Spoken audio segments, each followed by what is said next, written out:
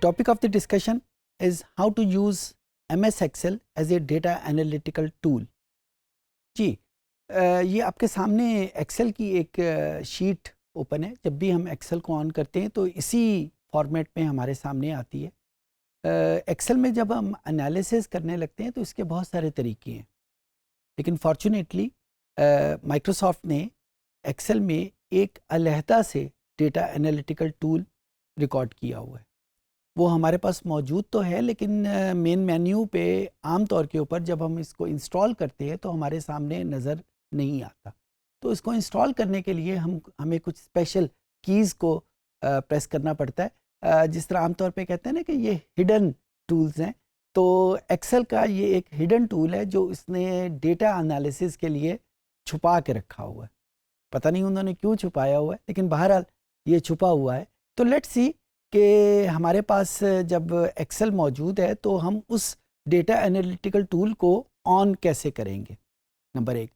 दूसरी बात एक बहुत इंपॉर्टेंट है कि आपके पास एक्सेल का कोई सा भी वर्जन हो, ये डेटा एनालिटिकल टूल वहाँ पे अवेलेबल है। इम्पॉर्टेंट बात सिर्फ ये है कि आपने माइक्रोसॉफ्ट की ओरिजिनल एक्सेल को इंस्टॉल किया हो। बाज़ औक़ात ये होता है कि जब हम दूसरे रिसोर्सेज से, डार्क वेब से कोई टूल इंस्टॉल करते हैं तो उन्होंने कुछ टूल्स को निकाल भी दिया होता है।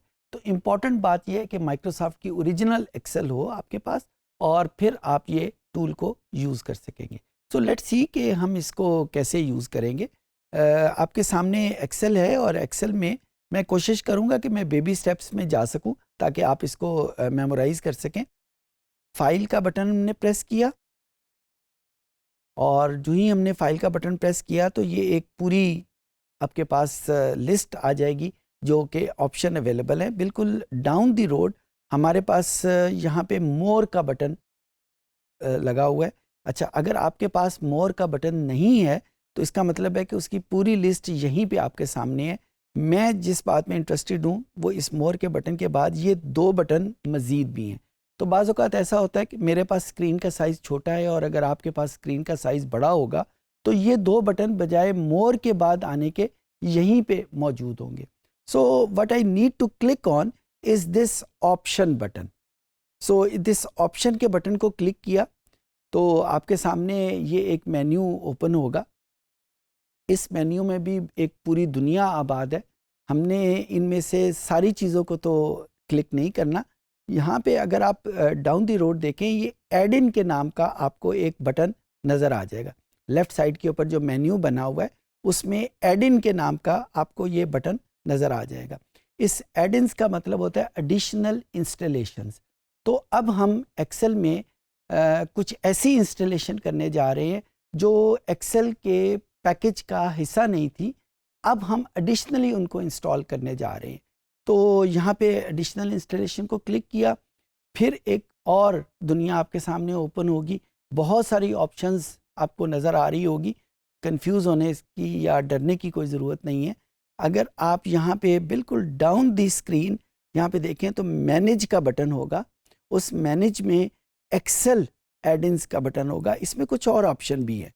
क्योंकि मैंने अक्सर ये टूल यूज़ करता रहता हूँ तो मेरे पास बाय डिफ़ॉल्ट एक्सेल एड-इन सामने आ गया।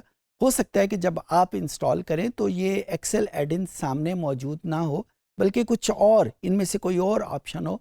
तो जो इम्पॉर्टेंट बात याद रखने की है कि हमने एक्सेल एड-इन को क्लिक करना है। इस एक्सेल एड-इन को क्लिक किया और उसके बाद ये जो गो का बटन है इसको क्लिक कर दिया। गो का बटन क्लिक करने के बाद आपके सामने ये एक बड़ा स्मार्ट सा मेन्यू ओपन होगा और इसमें भी हमारे पास कुछ ऑप्शन मौजूद हैं। मेरे पास इस वक्त 4 ऑप्शन नज़र आ रही हैं। हो सकता है आपके कंप्यूटर के ऊपर ये 4 की बजाय कुछ ज़्यादा हों या कुछ कम हों। ये डिपेंड कर रहा होता है कि एक्सेल के वर्जन के ऊपर कि कौन सा वर्जन आप इस्तेमाल कर रहे हैं। जो लेटेस्ट वर्जन है उनमें ये ज़्यादा ऑप्शंस अवेलेबल हैं। जो पुराने वर्जन्स हैं उनमें इतनी ऑप्शंस अवेलेबल नहीं हैं। बहरहाल जितनी भी ऑप्शंस हैं, जो मतलूबा चीज़ हमें चाहिए वो मेरे पास यहाँ पे हैं। द वेरी फर्स्ट आइकन जिस पे इसके ऊपर आपको ये क्लिक मार्क नज़र भी आ रहा होगा, तो इस क्लिक मार्क को आपने इंश्योर करना है कि जब आप इसको करें तो ये क्लिक मार्क यहाँ पे मौजूद हो। अगर आप इसको पढ़ें तो यहाँ पे लिखा भी हुआ है कि एनालिटिकल टूल पैक। तो ये एनालिसिस टूल पैक या एनालिटिकल टूल पैक जो है वो यहाँ पे हमने ऑन किया। ऑन करने के बाद ओके का बटन प्रेस किया। अच्छा, बज़ाहिर आपको इस एक्सेल के ऊपर कोई चेंज नज़र नहीं आ रही होगी इस सारे फंक्शन के बाद, इस सारी एक्टिविटी के बाद। तो इंश्योर करने के लिए कि जो चीज़ आप चाह रहे हैं वो इंस्टॉल हो गई है या नहीं हुई, उसका तरीका ये है कि ये डाटा का जो मेन्यू में बटन मौजूद है, इस डाटा के मेन्यू को बटन को क्लिक किया तो आखिर में आपके पास एक पैड का इजाफा हो जाएगा जिसके ऊपर लिखा हुआ है डेटा एनालिसिस। जब ये आपने नहीं किया था तो ऐसा यहाँ पे कुछ नहीं था। मैं आपके सामने इसको करके दिखा देता हूँ कि जब आप इसको कर रहे होंगे तो आपके सामने ऐसा कुछ भी नहीं होगा।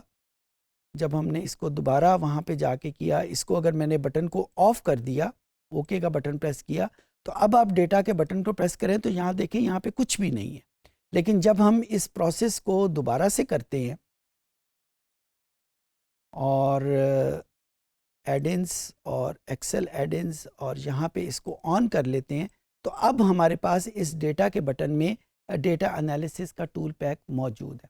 अच्छा, यहाँ पे एक बात और भी है, बाज़ औक़ात ख़ासकर एक्सेल के जो पुराने वर्जन्स हैं उसमें जब आप ये बटन को ऑन करने लगते हैं तो वो आपसे रिक्वायर करता है कि आप उस सोर्स डीवीडी को जिससे आपने माइक्रोसॉफ्ट इंस्टॉल किया है दोबारा से प्लग इन करें।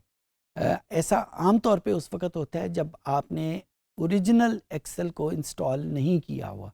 यानी अगर आप ओरिजिनल एक्सेल को इंस्टॉल करेंगे तो वो आपसे एडिशनली कोई रिक्वायरमेंट, किसी रिसोर्स की रिक्वायरमेंट नहीं करेगा और बड़े आराम से ये इंस्टॉल हो जाएगा जिस तरह इस वक्त आपको नज़र आ रहा है। लेकिन अगर आपके पास ओरिजिनल एक्सेल नहीं है तो पॉसिबिलिटी मौजूद है कि ये यहाँ से आपके पास कुछ एडिशनल रिसोर्सेज भी मांगे, कुछ माइक्रोसॉफ्ट के वेबसाइट से डाउनलोड करना भी चाहे। तो इस चीज़ के लिए ज़हनी तौर पे आप तैयार रहिएगा कि अगर आपने एक्सेल को ओरिजिनली इंस्टॉल नहीं किया हुआ तो यहाँ पे एक प्रॉब्लम आपके सामने आ सकती है। बहरहाल जब आप इसको क्लिक करेंगे तो आपके सामने ये एक मेन्यू बॉक्स ओपन होगा। ये मेन्यू बॉक्स वो मेन्यू है कि जिसमें एक्सेल के जो एनालिसिस या एनालिटिकल टूल्स हैं वो यहाँ पे मौजूद हैं। यहाँ पे आप देखें कि एक सीरीज़ ऑफ एनालिसिस मौजूद हैं और अगर आप इनको गौर से देखें और अगर आपने पहले से स्टैटिस्टिक्स या स्टैटिस्टिकल एनालिसिस या मैथमेटिकल एनालिसिस का कोई कोर्स किया हुआ है या आपने पहले से पढ़े हुए हैं तो आपको ऐसे बहुत सारे यहाँ पे टूल टिप नज़र आ जाएंगे कि जिससे आपको पता चल जाएगा कि ये इसकी पावर कितनी है। एक अंदाज़े के मुताबिक, टू स्टार्ट विद आपको अंदाज़ा दे दूँ कि ये एक बड़ी हम्बल सी प्रेजेंटेशन है माइक्रोसॉफ्ट की। बहुत एडवांस एनालिसिस मौजूद नहीं है, लेकिन ये वो सारे एनालिसिस हैं जो एक्सेल में एनालिटिकल टूल के तौर पे मौजूद हैं, नंबर 1। और नंबर 2, इसमें जो एक्सेल में अगर ये हमने इंस्टॉल ना किया हो तो ये वाले टूल एक्सेल में अवेलेबल नहीं होते। दूसरी बात जो याद रखने की है कि इन सारे टूल्स को अप्लाई करने से पहले ये जहन में रखिएगा कि आपका जो डेटा है वो मस्ट बी डेटा फाइल हो, वो डेटा सेट ना हो। हमने किसी लेक्चर में ये भी सीखा था कि what is the difference between data file and data set. So ये जहन में रखिएगा कि ये जो टूल पैक है ये रिक्वायर करता है कि जो आपका डेटा सेट है वो डेटा फाइल के फॉर्मेट के ऊपर हो, यानी उसमें कॉलम में एट्रीब्यूट्स हों और रोज़ में हमारे पास उनकी वैल्यूज़ मौजूद हो। तो let's give it a chance. एक एनालिसिस हम यहाँ पे करके देखते हैं कि इसके रिज़ल्ट कैसे आते हैं। एक सिंपल मेरे पास डेटा सेट है, मैं उसको यहाँ पे ऑन करता हूँ। इसको पहले मैंने बंद कर लिया। एक डेटा सेट मैंने रखा हुआ है, ये एक हाइपोथेटिकल सेल्स का डेटा है मेरे पास और ये सारी वैल्यूज़ 1000 में है। ऐसा ना समझिएगा कि सेल जो है वो सिर्फ 5 है या सेल जो है वो सिर्फ 3 है, बल्कि ये 5000 में है, 3000 में है। तो ये सारे इसका जो यूनिट्स हैं वो थाउजेंड्स ऑफ नंबर्स में है। तो ये मेरे पास कुछ डेटा वैल्यूज़ हैं और ये इंश्योर करने के लिए कि क्या ये डेटा फाइल है या डेटा सेट है, तो इसका आप इंश्योर इस तरह कर सकते हैं कि देखें इस एट्रीब्यूट का नाम उसके कॉलम हेडिंग के तौर पे मौजूद है और रोज़ में उसकी वैल्यूज़ लिखी हुई हैं। ऐसा नहीं है कि यहाँ पे उसका मौजूद है और रो में उसकी यहाँ पे डिफरेंट कॉलम्स में उसकी वैल्यू लिखी आ जाए, बल्कि इस यहाँ पे डेटा जो फॉर्मेट है वो यही है कि कॉलम की हेडिंग में वेरिएबल का या एट्रीब्यूट का नाम है और फिर उसके बाद उसकी वैल्यूज़ मौजूद है। अब एक सिंपल सा एनालिसिस, इसको हम फ्रीक्वेंसी डिस्ट्रीब्यूशन कहते हैं। अगर आपको याद हो, जब हम एनालिटिकल टूल्स पढ़ रहे थे वहाँ पे हमने डिस्क्रिप्टिव में जो फ्रीक्वेंसी मेजर ऑफ फ्रीक्वेंसी पढ़ा था, जो वेरी फर्स्ट टूल होता है, मैं उसी को अप्लाई करने जा रहा हूँ कि मैं इस डेटा सेट को कन्वर्ट करने लगा हूँ किसी ऐसी फॉर्म में कि जिसमें इसको समझना आसान हो जाए और फिर उसके बाद हम इसको इसमें से एनालाइज कर सके। तो मैं यहाँ पे देखता हूँ कि इसको ग्रुप्स में कन्वर्ट करता हूँ। तो लेट्स सी, मैंने इसके कुछ ग्रुप्स बनाने हैं। मैं चाहता हूँ कि 0 से लेकर 3 तक जो है वो फर्स्ट ग्रुप आ जाए, 3 से लेकर 5 तक दूसरा ग्रुप आ जाए, 5 से लेकर 9 तक तीसरा ग्रुप हो और 9 से ऑनवर्ड जितनी वैल्यूज़ हैं वो मेरे पास चौथे ग्रुप में आ जाएं। अच्छा, अब ये जो ग्रुप्स हैं इनको एक्सेल को बताना पड़ेगा कि एक्सेल में हम ये ग्रुप कैसे डिफाइन करेंगे। एक्सेल में जो ग्रुप्स हैं वो उसकी जो हायर वैल्यूज़ हैं उनके हवाले से जाने जाते हैं और इनको आम तौर के ऊपर वो बिन वैल्यूज़ कहते हैं। अभी हम देखते हैं इन बिन वैल्यूज़ को हम कैसे यूज़ करेंगे। बिल्कुल उसी तरीके से मैं डेटा के ऊपर मैंने क्लिक किया, डेटा एनालिसिस पे क्लिक किया और यहाँ पे हिस्टोग्राम के नाम का एक एनालिसिस है। Histogram is basically a tool to convert the data into its groups. Okay का बटन प्रेस किया। अब ये मुझसे इनपुट रेंज यानी किस डेटा के ऊपर ये मैंने अप्लाई करना है, तो मैंने यहाँ पे इसको क्लिक करके सेल्स को शामिल करते हुए ये वैल्यूज़ इसमें शामिल कर दी। और उसके बाद ये देखें दूसरे नंबर के ऊपर वो मुझसे पूछ रहा है बिन रेंज।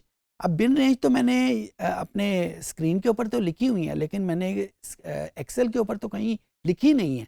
तो सबसे पहले मुझे एक्सेल पे ये बिन रेंज जो है वो लिखनी पड़ेगी। बिन रेंज मैंने क्या लिखा, मैंने इसकी हेडिंग जो है वो बिन बना ली और उसके बाद पहली वैल्यू 3 लिखी, दूसरी वैल्यू 5 लिखी, तीसरी वैल्यू 9 लिखी एंड दैट्स इट। ये मेरे पास उसकी बिन रेंज आ गई।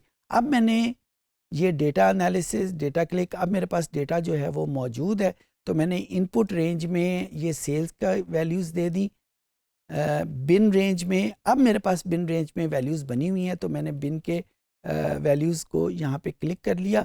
क्योंकि मैंने सेल और बिन को इसमें अपनी रेंज में शामिल किया था, तो मैंने इस लेबल को क्लिक कर लिया। लेबल को क्लिक करने के बाद अब वो मुझसे पूछ रहा है कि ये जो आउटपुट आएगी वो कहाँ पे रखनी है। तो मैं ये कहता हूँ कि एक न्यू वर्कशीट बनाओ, उस वर्कशीट के ऊपर इसकी वैल्यूज़ को रख दो। ओके का बटन प्रेस किया तो अब ये देखें कि ये उसने मुझे कन्वर्ट कर दिया इन डेटा सेट को एक ग्रुप्स में। और ग्रुप्स में क्योंकि ये बिन वैल्यूज़ लिखी हुई हैं, तो जहाँ पे 3 लिखा हुआ है तो उसका मतलब बेसिकली ये है कि ये 0 to 3 है। जहाँ पे 5 लिखा हुआ है इसका मतलब ये है कि ये 3 to 5 है। और जहाँ पे 9 लिखा हुआ है उसका मतलब है कि ये 5 to 9 है। और उनके आगे उसकी फ्रीक्वेंसी लिखी हुई है कि कितनी कितनी वैल्यूज़ किस किस पर्टिकुलर ग्रुप में शामिल हैं। तो इस तरीके से मुझे वही सेल का डेटा मुझे यहाँ पे एनालाइज होके एक ऐसी फॉर्म में आ गया कि मुझे समझ आ गई कि मेरा जो मैक्सिमम डेटा लाई करता है वो 5 to 9 वाले ग्रुप में लाई करता है कि जिसमें 7 वैल्यूज़ मौजूद है। तो अगर मैंने सेल देखनी है तो सेल बेसिकली इस पर्टिकुलर ग्रुप में ज़्यादा होंगी। I hope I could make my self understood.